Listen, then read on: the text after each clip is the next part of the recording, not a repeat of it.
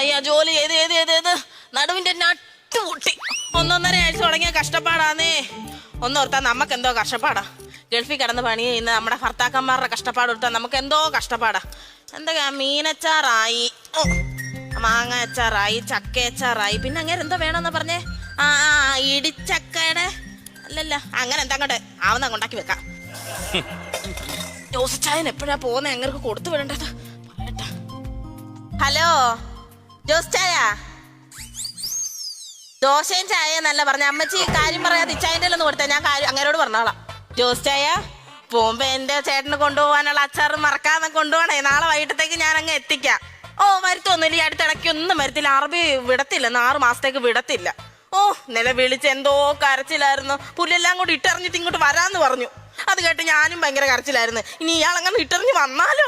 പിന്നെ ഒരുവിധം സമാധാനിപ്പിച്ച് ഞാൻ അവിടെ നിർത്തി.